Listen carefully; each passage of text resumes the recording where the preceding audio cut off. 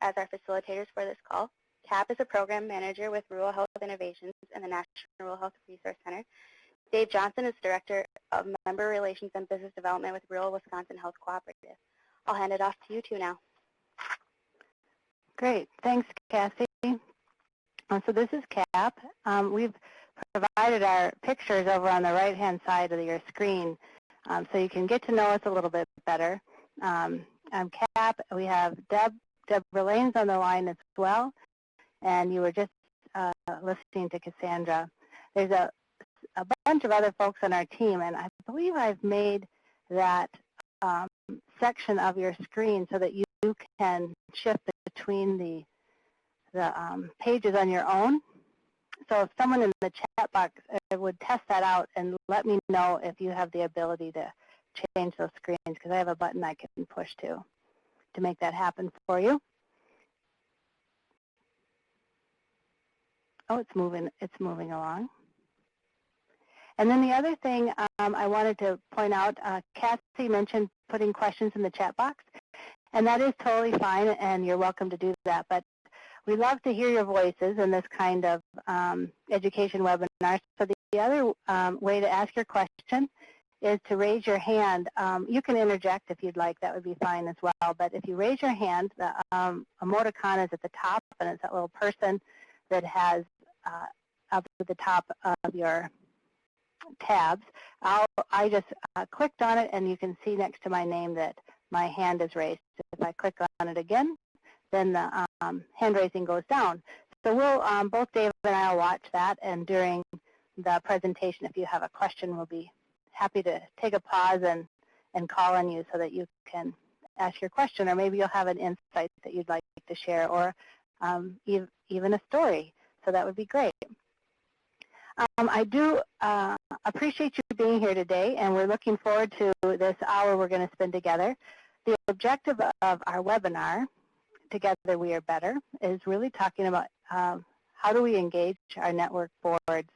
And it's so important to have a healthy working relationship with your board of directors for the ongoing success of your organization. And you all know that. So we're here to talk about it some today. We'll have in our agenda, there's 3 sections, and we'll be talking about engagement by design, having clear roles and responsibilities, and intentionally building trust. So we'll be doing that over the next hour. I'm going to switch our screen now so that we're mostly looking at the presentation. Here it comes.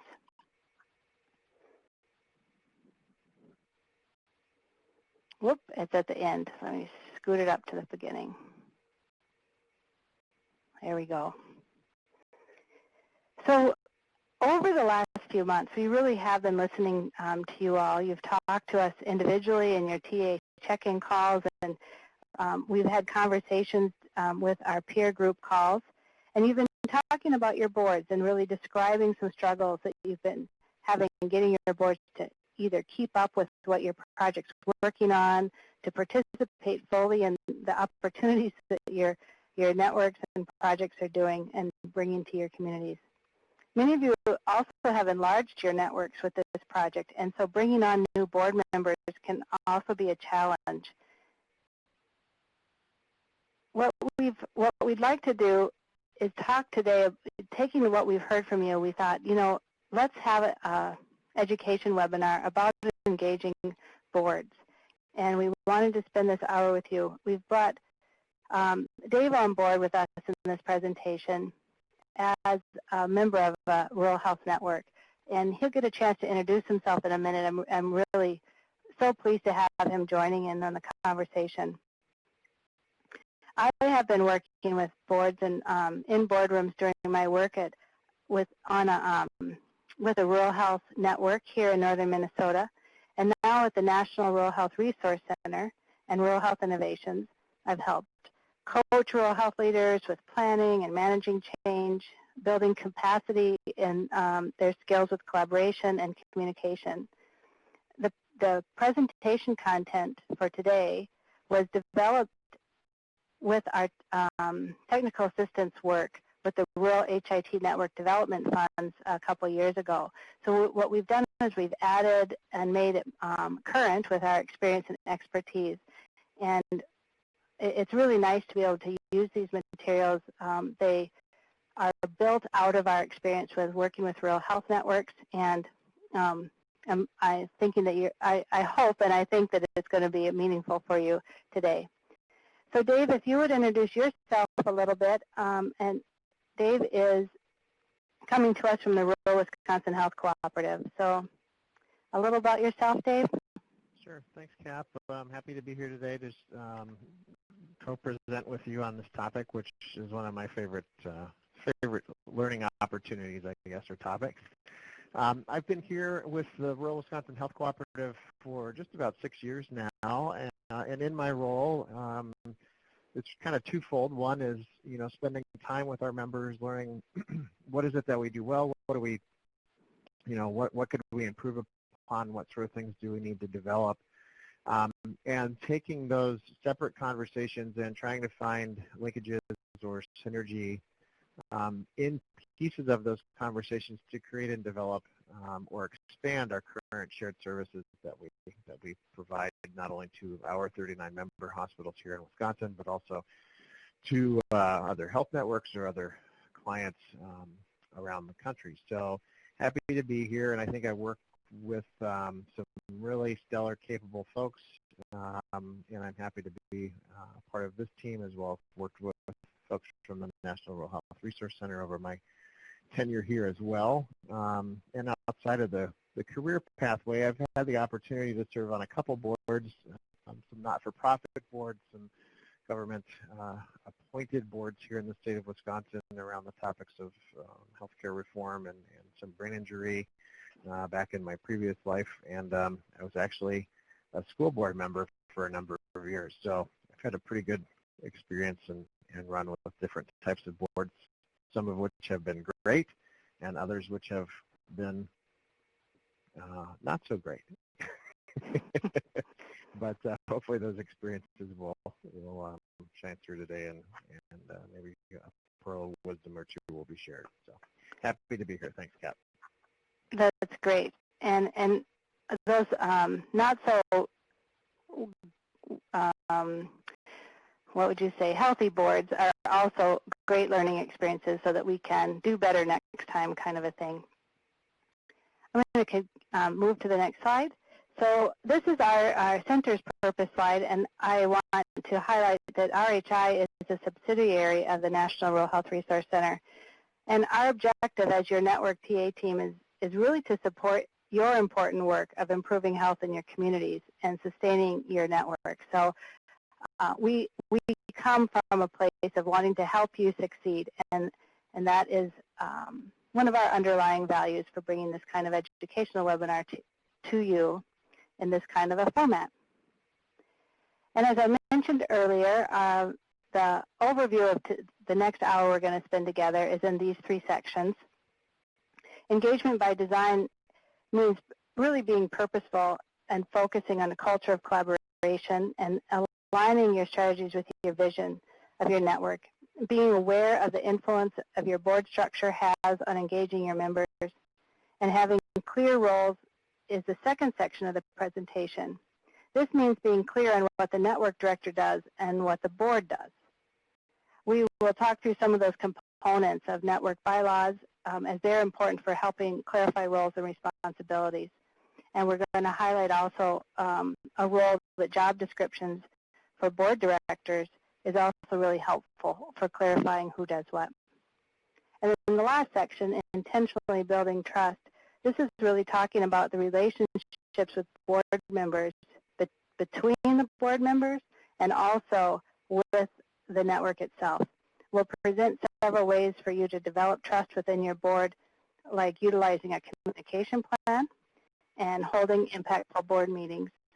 And we'll wrap up with, in our presentation today, sharing some engagement strategies from Tim Size. Tim is actually the Executive Director of the Rural Wisconsin Health Cooperative, and he's been a network leader that has successfully been engaging his board members for more than 20 years. And so we're pleased to have some of his pearls and nuggets to share with you all as well. There are a couple polls. I'm going to take some pause during the presentation today so that you all can add some of your thinking, and at the end we'll have a chance where you can share with each other some of the strategies or tips that you have for engaging your board, some of the successes you tend to go to when you're wanting your board to be more engaged and participative in a discussion or a decision. So start thinking about those as we go along, because we'll ask you to share at the end there. So in this first section, engagement by design, we're really talking about these three areas: culture of collaboration, understanding vision and strategies, and really considering how the structure of your board influences collaboration. And what would a National Rural Health Resource Center presentation be without our image of the mice working together? So this is where our title comes from. We are better together. It's one of our mottos here, and a way that we approach our world is from a cooperative and collaborative perspective. So you guys have experienced this too. When you talk and think about a successful network, and we ask, why is your network so successful? Many times folks will defer to, the dedication of their members and the hard work and determination and the tenacity that their staff have for getting their good work done. But if you dig a little deeper and you continue to ask, there is some commonality that you'll hear, that there's the successful directors, when they're engaging their networks and their boards, have acute attention to detail and a very purposeful and intentional manner in which they engage their members, partners, and staff as well to achieve a common goal. As these mice are engaged in solving the problem of this maze, we think it's a wonderful metaphor for how networks can work together to do better work.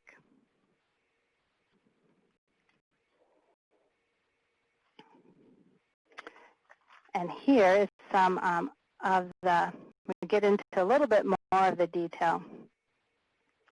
Your board may actually need help with this, but one of their primary jobs really is to focus on the mission and vision of the network. And then the strategies will provide guidance and pathways for your staff to move that network, your network, towards its vision. This really is the long-term planning job of the network. So how do you get your network directors to be engaged in this process? And here's some tips that we have. We know, we've heard other organizations talk about, is having you as a network director to be intentional about having a participative planning process where the engagement comes from getting folks actually asking them to be a part of the planning. We also suggest that you have annual vision and strategic planning review meetings. So this is the idea, right, of you don't do a strategic plan and put it on the shelf. You want to have that vision and strategies reviewed every once in a while. And of course, it's Mr. Deming that gives us the thought that there's actually a cycle of planning, plan, do, study, act. And so that study and act piece comes in these review meetings where you say, hey, how's that been going? And in our monitoring, do we have any adjustments to make? So this progress of making, this idea of making progress towards your strategies as you move towards your vision is a way of bringing your board of directors along and having them be engaged in your work. And we would say that one of the really important tips is that there's a process for helping your board hold you accountable to those strategies.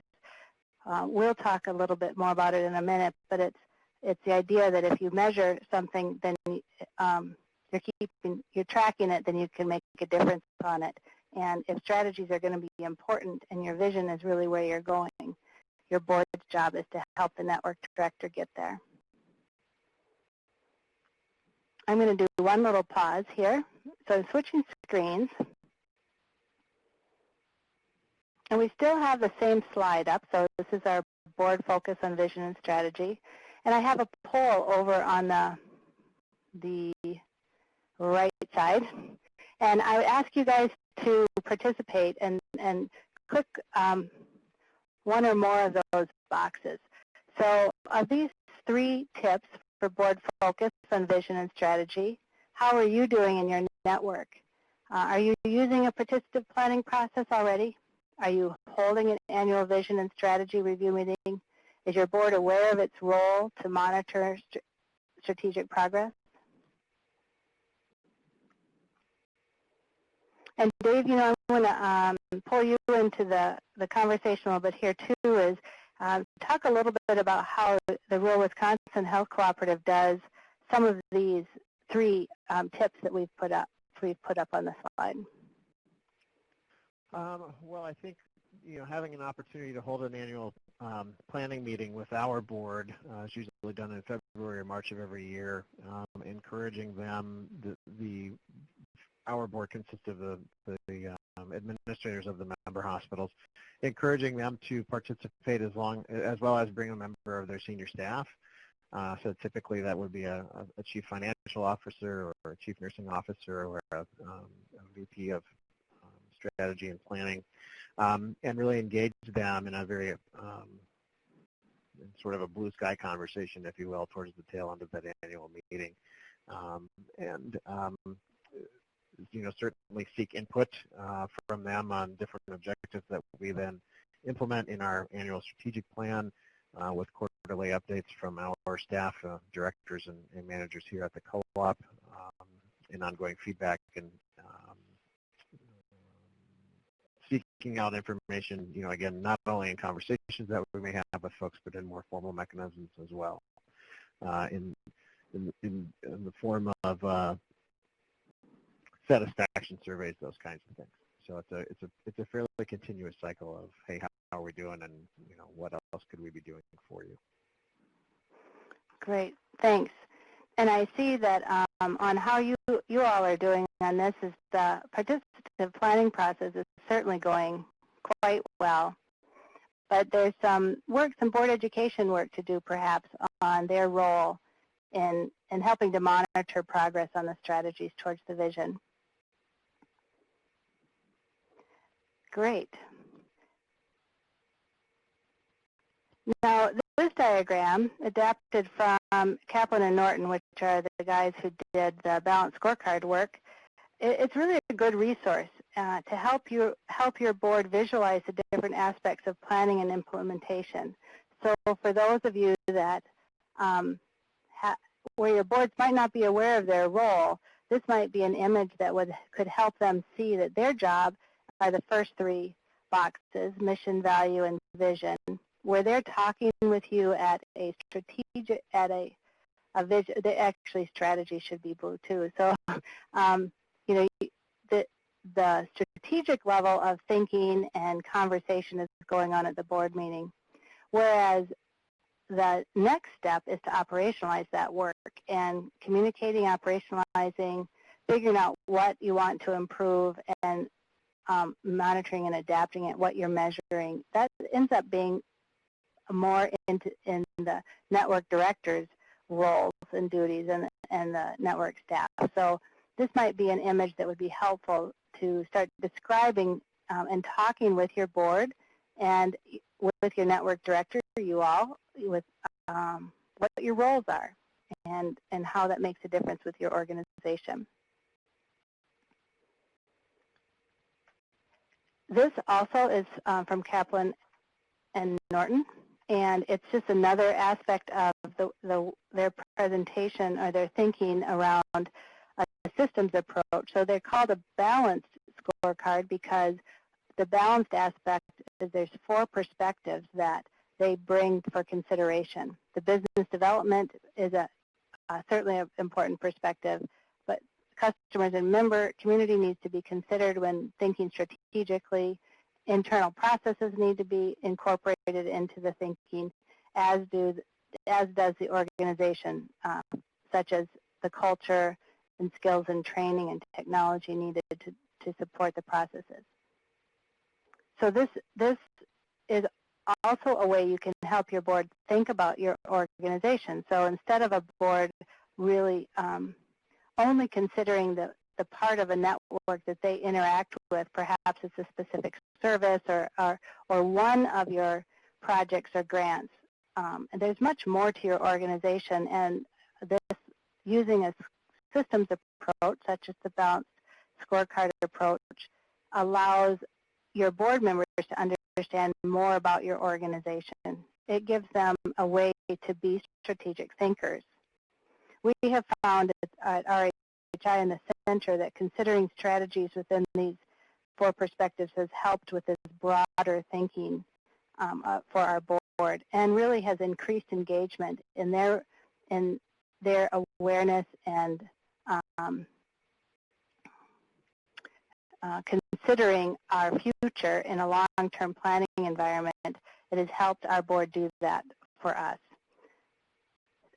Dave, I was also going to ask you on this particular one to talk about, I know you all use a scorecard for some of your monitoring when you're talking with your board. Will you talk a little bit about how you use that at the co-op? Yeah, we do. It comes out on a quarterly basis, and we've got a number of things that relate to the topics, the areas of interest that you mentioned earlier, Cap. What are we doing to empower our staff and make sure that they have the tools and resources in place to do the jobs that they're expected to do. For the health of the organization, how are we doing from a financial standpoint? What are we doing in order to engage membership and to try and develop new products and services that will, help to enable growth?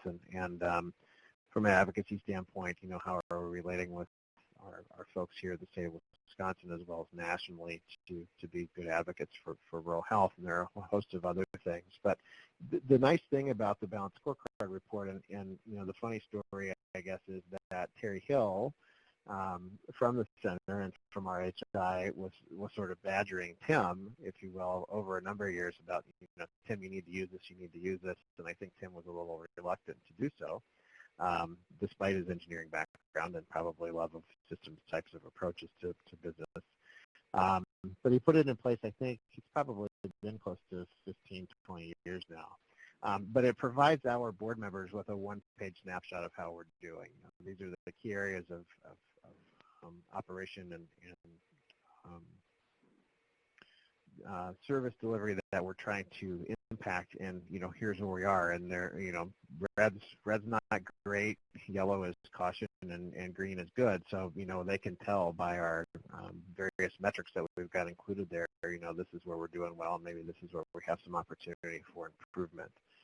That's distributed on a quarterly basis along with our strategic plan, which is, as it evolves, anywhere from a 12 to 15-page document. So it kind of narrows those things down into a much more digestible form of information. Sure, great. Yeah, and we certainly commend the a scorecard kind of environment to all of you. We think it is a great communication tool. So this little next subsection is talking about board structure. And the reason that we were bringing this to you is we want to highlight that different board structures influence how you consider engaging with your board, because different board structures impact the way decisions are made and how information is shared between your members.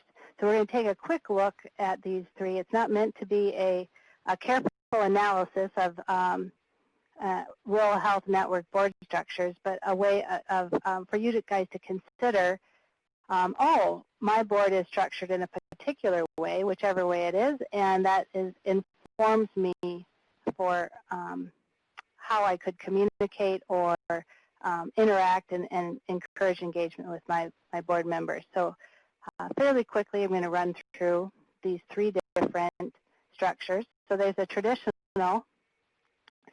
We use that word because it's been around a while, where a board acts as an executive committee. Not all members are representative on the executive committee. It's a subgroup of the whole. And the executive director serves as an ex officio member. And it's a fairly nimble environment because there's a smaller group for making decisions, and it's really focused on efficiency and in making those decisions. Some of the common do scenarios might be that members do pay dues.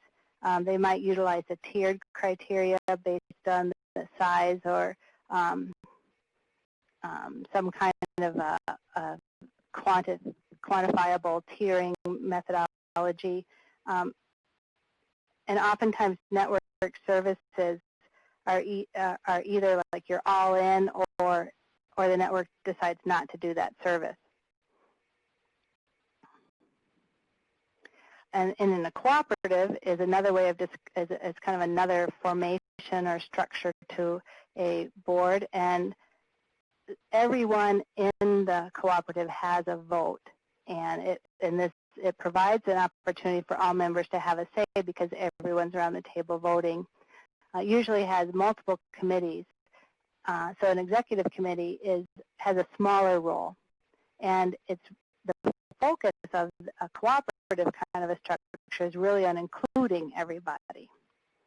Some of the common dues kinds of scenarios might be that members all pay the same amount.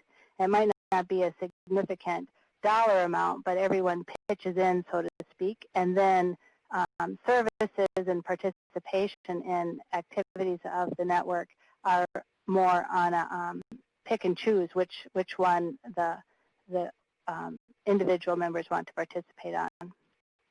Dave, your cooperative model with your organization, would you add anything here, any more, paint any more colorful picture about what a cooperative is and what it might mean to engaging members? Well, I think it encourages participation.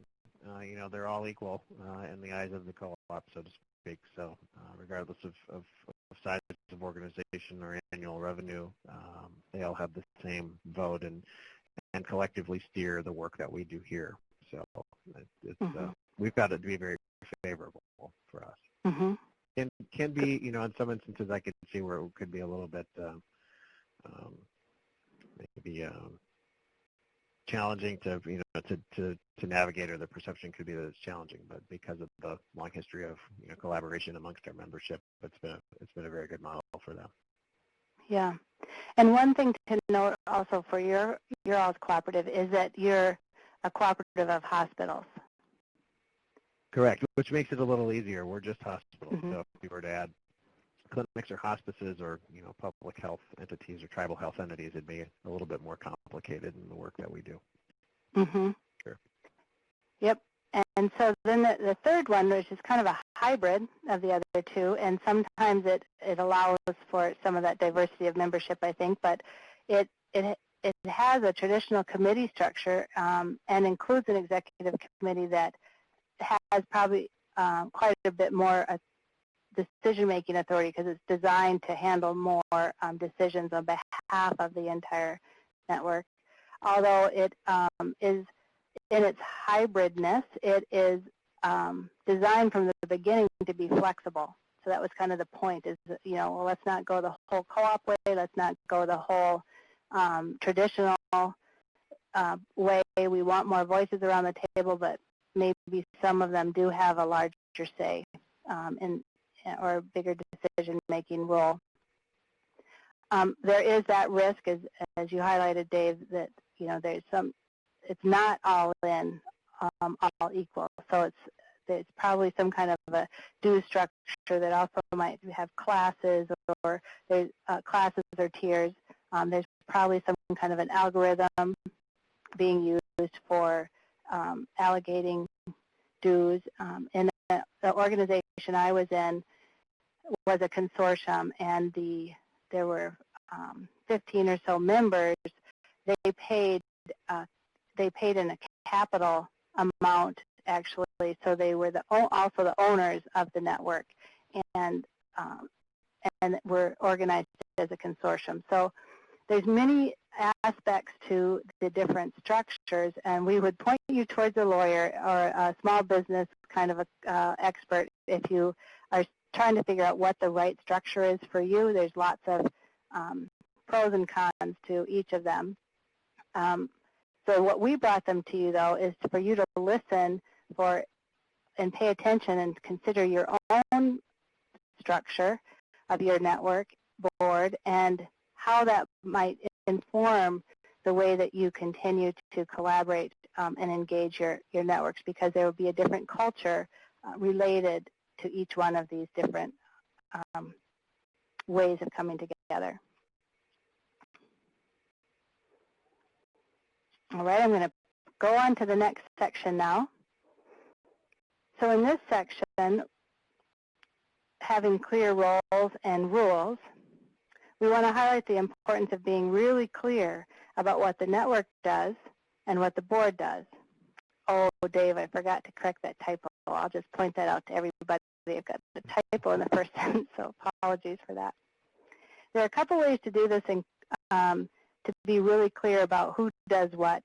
Bylaws are a great tool for that. They're important. And also job descriptions can be helpful. Our tip for you is that you should be clear and help your board be clear that the network director's responsibility is really about managing the day-to-day operations, and the board's focus is on the long-term planning for the network. So there's certainly overlap there on helping on each side. There's some overlap, however, to be clear about those different roles is quite important. So let's dig into this a little bit more. So for the bylaw components, we are going to highlight 3 different components of bylaws. There's defining the membership, which is about who is in the network and at what level of commitment they are. There's the governance structure itself. That's really talking about how decisions are being made. And then there's the functional aspect of governance, which is really some of the core responsibilities of a board. So the key or the tips would be that bylaws really need to be developed in concert with your vision and values and your mission. So they reflect or they articulate and are built off of the things that are important, the longest term view of your organization. The bylaws can be referred to almost as guiding principles, or the operational, or like principles is a good way to say it, because the operations are built out of the structure of your bylaws. They're like a manual for helping to set norms and expectations. And so defining the membership is really the first order of business when you're, and this needs to be figured out pretty quickly so that folks know where they stand. So for example, if a network is, a member is joining your network, it should be pretty easy for them to figure out what that definition of membership is. Of course, folks are going to be interested, your potential partners and your new members, and everyone that's part of the network wants to figure out how much they're paying and what the frequency is. There's probably, there could be anyway, different classes of membership. And this means that there's some members that maybe pay a larger portion or have a larger voting right than others. And that all needs to be defined within your bylaws. In the cooperative example, everyone's the same. But in other, maybe probably a consortium level or some other traditional models, you can have tiers or classes. You know, membership tenure is also really important because it helps networks know how they can get out of what they're joining. So it's the escape clause, so to speak. If I get out, if I decide to leave this, what are the consequences to me? How much notice do I need to give? And on the flip side, members also are probably concerned about the impact their leaving will have on their organization.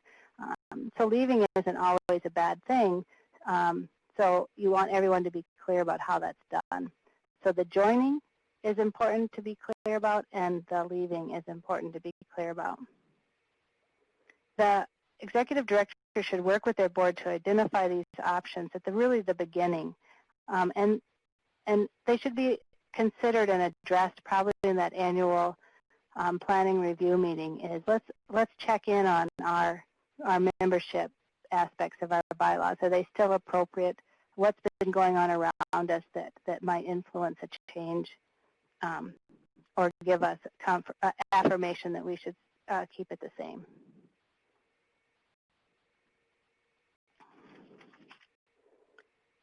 The governance structure, this is really about making decisions. So be clear about who has voting rights, who's on the executive committee, how do you get on or off the executive committee, are there term limits? And this is the place also where you get to really be clear about the role of the network director. It's important to have this role clearly established, and it sets a stage for avoiding that micromanagement. This is where you talk about the network director's job of running the organization. Here's an example of some language that could be in your bylaws. The executive director serves as the CEO of the network and is responsible for the day-to-day operations. The board recognizes the importance of the executive director's role and delegates the operational oversight of the network accordingly. So in some pretty formal language, it's described what the role of the network director is.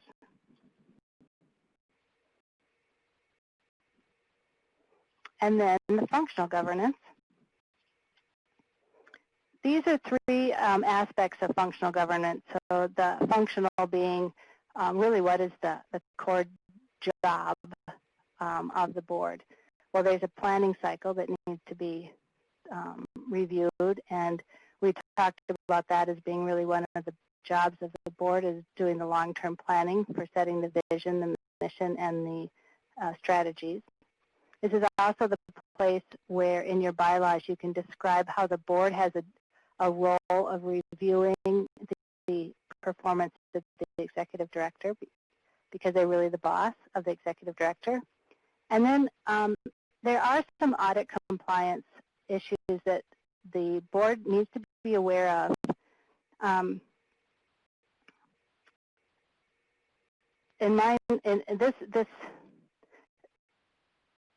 Let's see, how should I say? Dave, I'm going to call on you to make sure I'm accurate about this, and it might be out of your memory, but I'm going to go ahead and describe this, but please speak up if you feel like I've spoken out of turn. So one of a couple auditing compliance issues is if you receive more than $500,000 per year in federal funding, you need to complete a A33, or a single audit. And if you receive less than $500,000 per year in federal funding, your network is a nonprofit, then you complete a Schedule 990 as part of your corporate tax reporting. So there's these kinds of fiduciary things that are important for networks to know about, and it's important for your board, therefore, to be aware of them. So any edits to my comments, Dave, that you would make? No, nice work. And we've over the last few years that I've been here, we haven't had to do the A133, the single audit requirement, but we are a for-profit cooperative where profits are shared via patronage dividend and equity in the business back to the membership. So we're sort of a little bit of a unique, I guess, organization in terms of tax structure, but we go through the same compliance compliance and audit requirements that any other organization I've sat on the board with does in regards to having an external entity complete the audit. The board reviews the audit, the exec signs off, the executive committee, usually the board chairperson, and the executive director will sign off on the audit, and just to make sure that you've got all of your I's dotted and T's crossed. So it can be arduous, I guess, at times, but it's a necessity. Great. Thanks. And then the last slide in this section is to really highlight that job descriptions can be helpful. They are important for clarifying who does what, and they provide really a summary. They state responsibilities, perhaps they list specific functions, and describe qualifications. And these are the 3 job descriptions that we would really basically recommend that you have, and that both you as network directors and your board members and directors are familiar with. So your network director, board president or chair, and your board directors. Well, there are a couple other job descriptions that you all may find helpful. So just to mention them, there could be a board secretary or perhaps a past board president. One thing to note is that we have some example job descriptions and some example bylaws and a couple other resources that are connected to this presentation. And when we upload the recording, we will also provide you with those examples and samples as resources for your work. So I don't have them available for you right now, but they will be when we upload the presentation. And also, I think Cassie mentioned this, but the presentation is download. This presentation is available in your lower left section. And I'm going to pull up another poll here. So this is your second question, and I'm going to make it bigger for a few minutes so people can read it easier. There we go. So this question is, of all those things I was just talking about, bylaws and job descriptions, for setting clear roles and rules, how are you doing? The first one is our bylaws provide clear roles and rules for our board. The second one is our bylaws describe the role of the executive director as being responsible for managing the day-to-day operations. And the fourth one, we have a job description for our board president. And lastly, we have a job description of our board directors.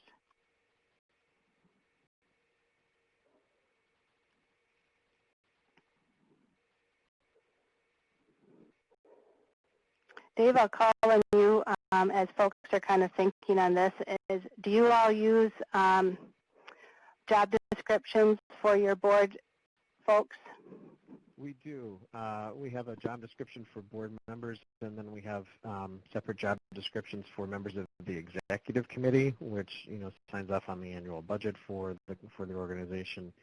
Has some other fiscal responsibility, and I think as we go through these conversations or these webinars, and I'm sure that there's more than one person out there who's maybe thinking, we don't need that, or maybe that's a little bit overkill.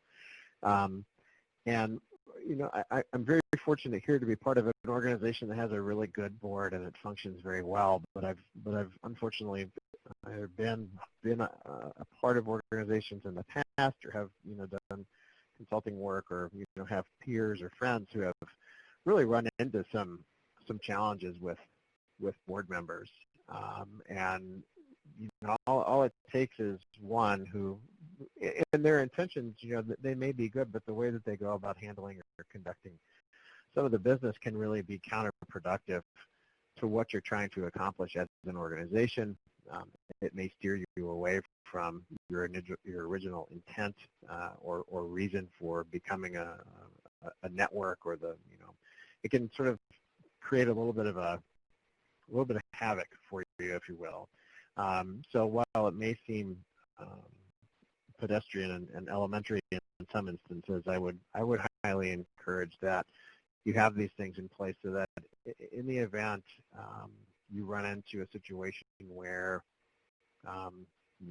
maybe you're not headed down the pathway that you think you should be, you've got something to fall back on, and the board can then sort of take a picture and take an inventory, if you will, of what's happening and why are we here and what is our original intent and how do we move forward, and what that's in the best interest of the organization.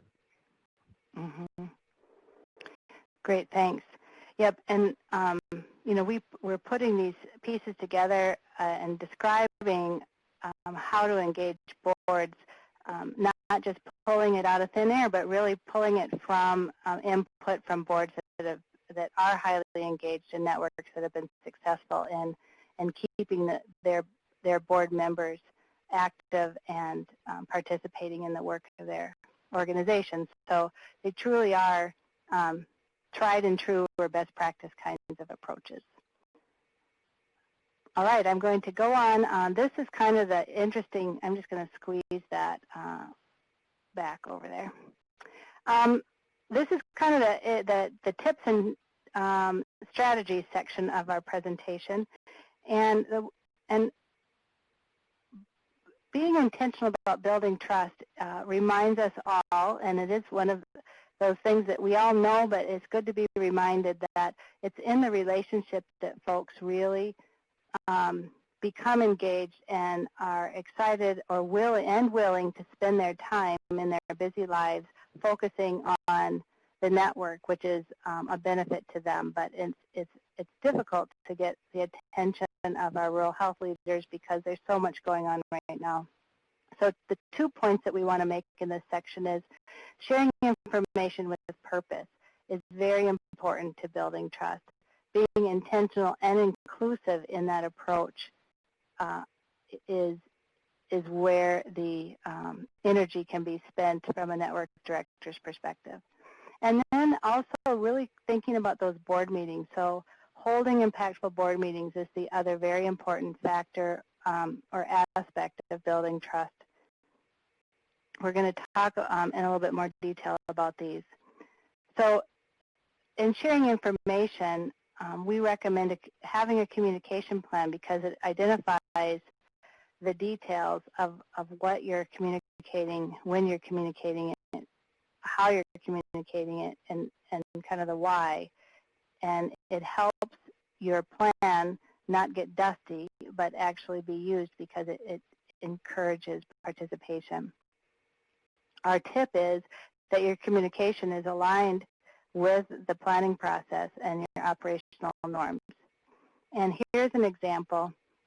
This actually comes from the Rural Wisconsin Health Cooperative, and it's not complicated. It's a simple chart, but it talks about the frequency of, it's organized by frequency, annual at the top and ongoing at the bottom.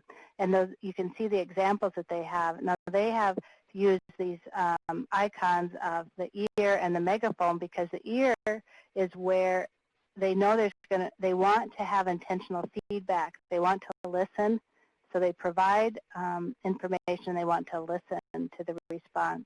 And the megaphone is, I'm pushing information. I just want to present, want to make sure they have this.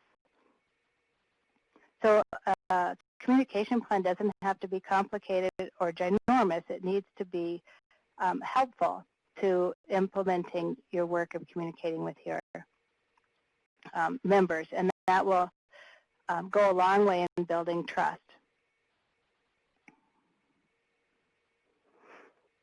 The other piece is having, oh wait, I think I missed one of my polls. So here is, I'm going to stretch this out a little bit so you can see it. Here's another poll for you. Rate your intentionality for board communication. So when you're interacting with your board, you're providing communication, megaphone, or listening, or a combination. Rate your own intentionality about that.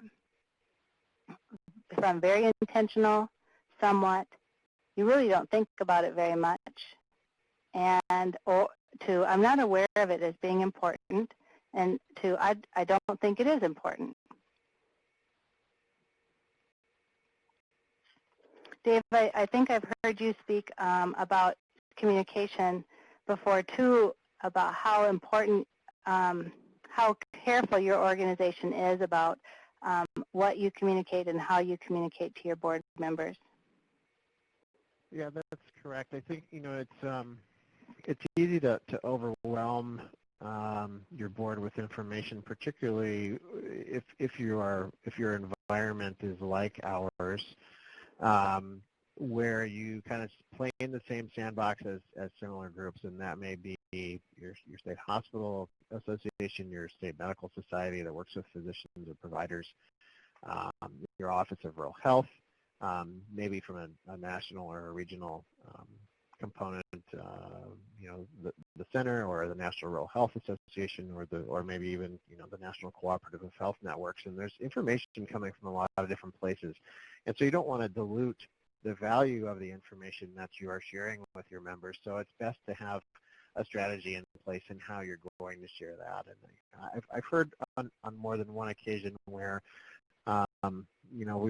we've had a board member say, well, I get that from you, and then I get it from WHA, and I get it from the Office of Rural Health, and I'm not exactly certain, who's got the, where is it that I should be paying attention. So to the extent possible, we also try and work with our strategic partners to make sure that our messages are concise, number one, but that we're also not broadcasting things all over the place, because I think we've been able to find a very kind of a harmonious relationship, if you will, with some of those other places where our membership may be getting information from.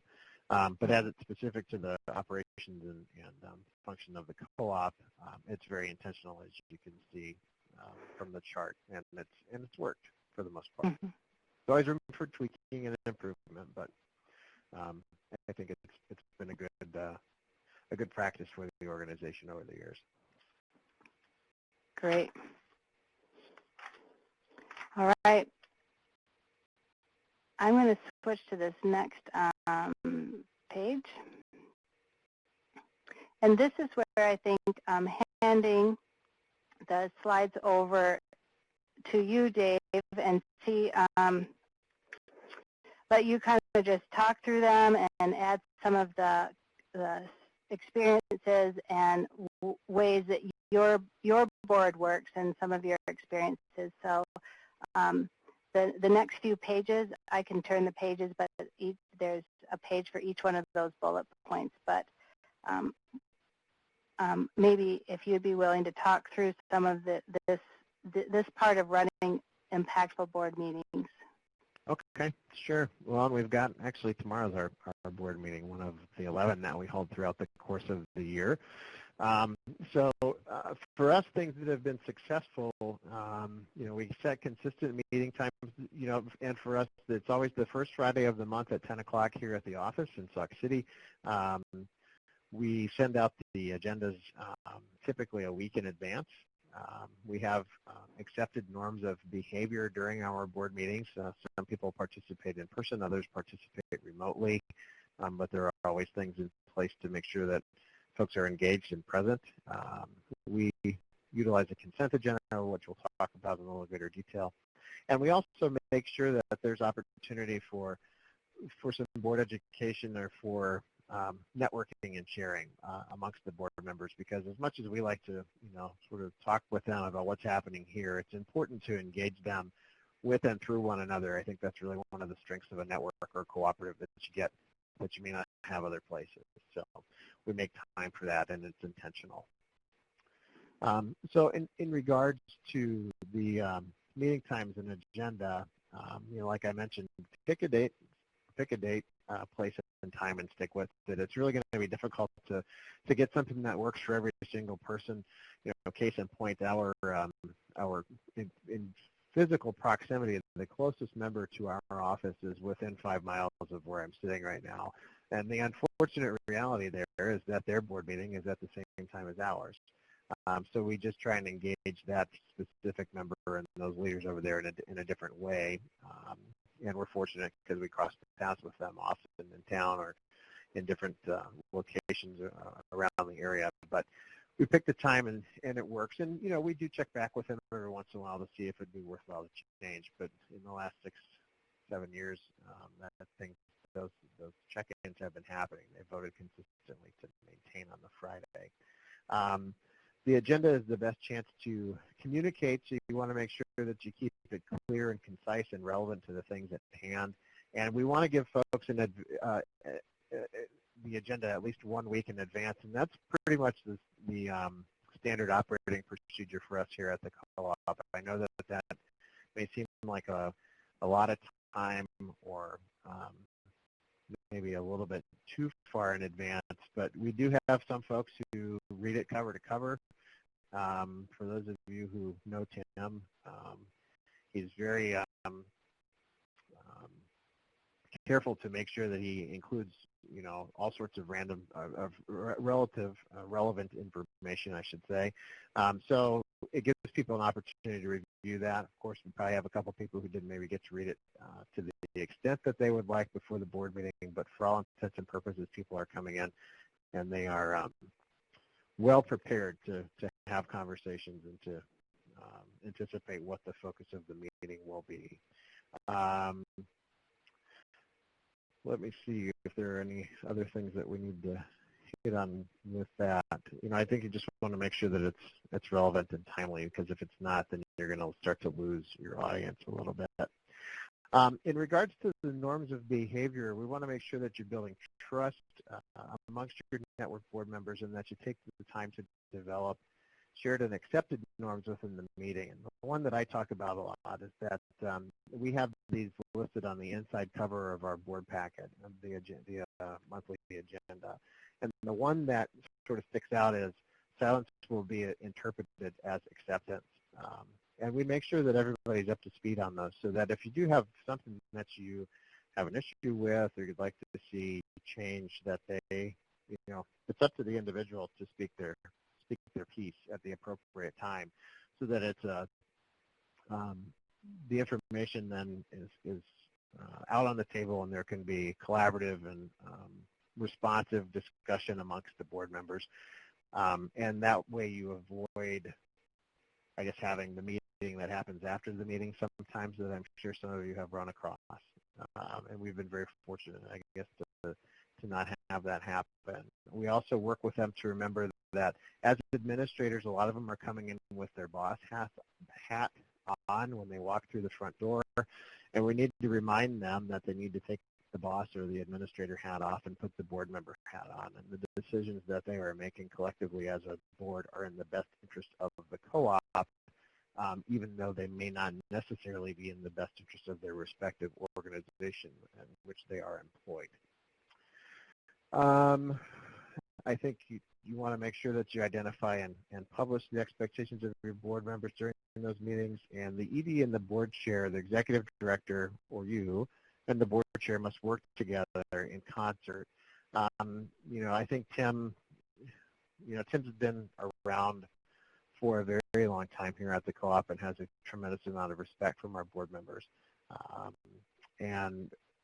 But I think, maybe there was a point in time where there was a hiccup or two, and you got a board member who may be a little bit rambunctious or verbose, and at points in time can try and lead the conversation or steer things in a different direction. So there needs to be continuity between the chair and the executive director to make sure that they're headed both in the same direction. And I think they do a good job of checking in with each other from time to time to make sure that that's happening.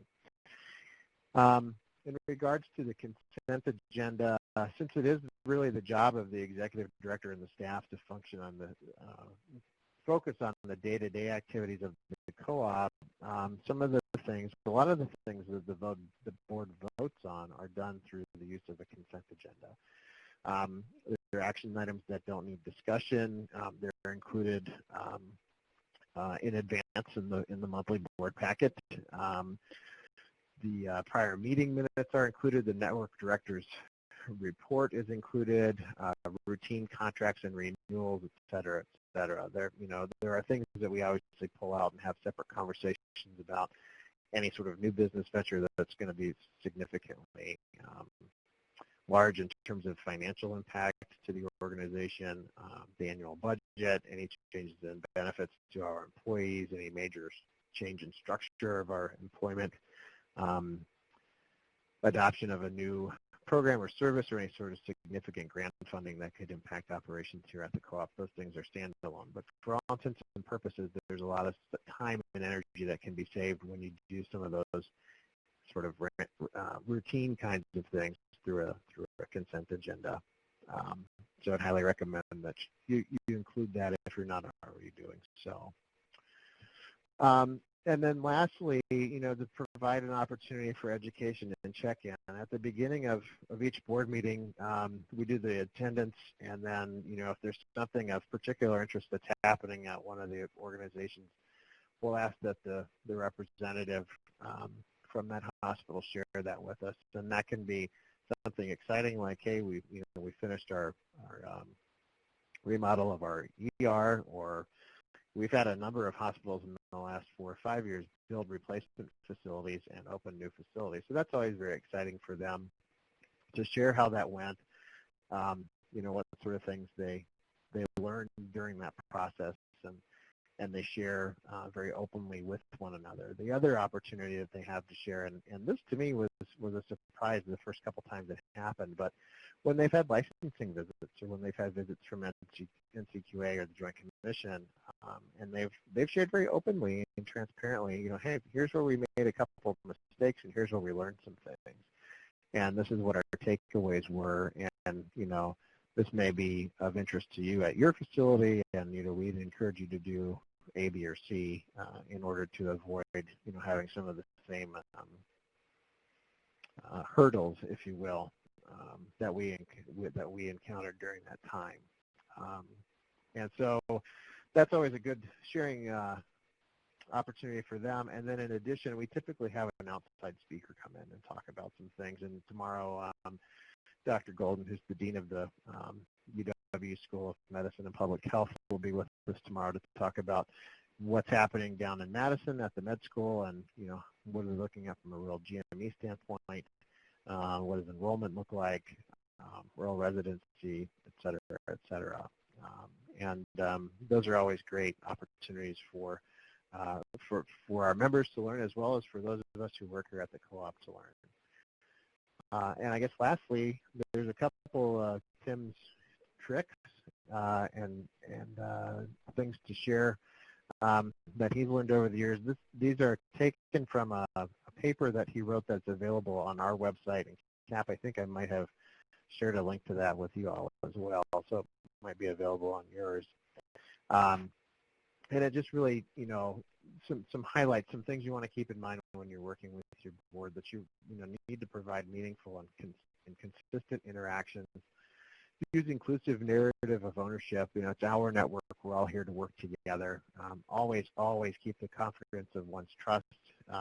Never assume that you know what your members need, and that's something that I take to heart every day, because as much as sometimes I think I can anticipate their needs do change, and we want to make sure that we're always cognizant of how they are changing and how we can be of service to them.